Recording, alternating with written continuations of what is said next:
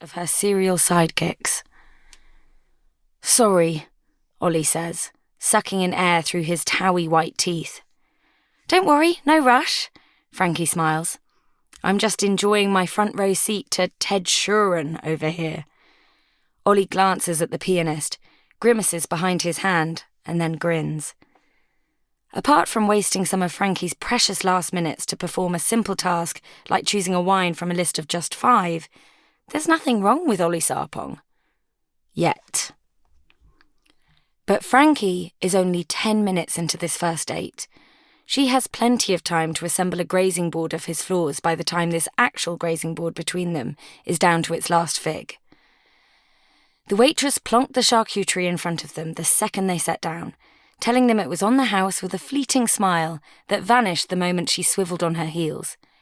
Frankie, forever the cynic, is certain it was sent back by another table. Ollie, with his air of sweet innocence, looked chuffed. "You go first, Frankie," Ollie says, catching her glance briefly with kind pistachio-coloured eyes. Frankie's pleasantly surprised he's remembered her name. Her last date called her Abby for half the night, until she plucked up the courage after her third wine to correct him. Despite the correction, he'd continued. "Pint of the pale ale, please," Frankie says swiftly, looking up at the waitress. She's returned and is tapping her notepad impatiently. Frankie looks back at Ollie to see his response. "Pinot Noir for me, please," Ollie says, smiling at the waitress as he hands the wine list back. Frankie always starts a first date with a pint. She doesn't particularly like it, but ordering a pint is a test, a fast way to figure out if she's on a date with a sexist pig. The tiniest tremor of an eyebrow, and it's game over. But Ollie Sarpong didn't flinch. Nor does Ollie flinch after the waitress puts their drinks on the table and Frankie abruptly announces that she's been single for 6 years, not that he'd asked. She braces herself for the cookie-cutter response, eyes like dinner plates, then a quick glimpse up and down as he hunts for hairy palms, a tail thrashing under her shirt, or a nickelback neck tattoo.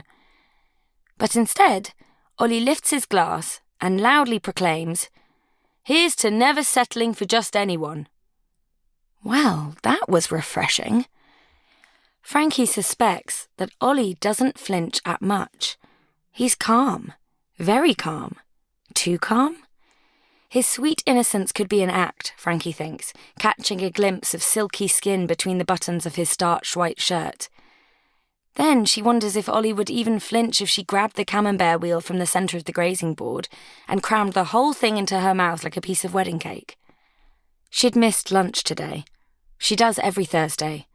It's deadline day for To Be Frankie, her horribly candid celebrity gossip column at The Leak, a tabloid that claims to expose the truth when all they do is twist it. Today was tricky. Frankie couldn't crack a headline about pop star Anna, who is being outrageously normal by eating lunch at a London cafe, which happened to be in her ex's neighbourhood. But Anna eats a 3-bean salad and sips water wouldn't smash those click targets. So Frankie opted for Caught Red-Handed, Anna begs for ex's attention in scarlet nail polish. Frankie's been at The Leak for 13 years. 10 years longer than she wanted, but she's nestled in now. Her column is like a big bum dent on a cosy old sofa. Creating a bum dent on a new sofa would take too long, and change isn't her strength. Change takes effort, and Frankie's been scoring an F in that subject for most of her life. So far, it's been a long, safe cruise in the left lane, letting others overtake her. But she's fine with that. Live fast, die young? Not for her. Live slow, die old is her life motto. Little does she know. 1 hour, 22 minutes left to live. Frankie sips her pint and nods at something Ollie's explaining about his job, or childhood, or day. She isn't really listening. She's too distracted by her hunger pangs, and it's not like this date will go anywhere. Frankie will find a way to fuck it up. Driving men away is what she's best at these days. Frankie stares at the bowl of cashew nuts in front of Ollie and reaches across the board. Oh, for Christ.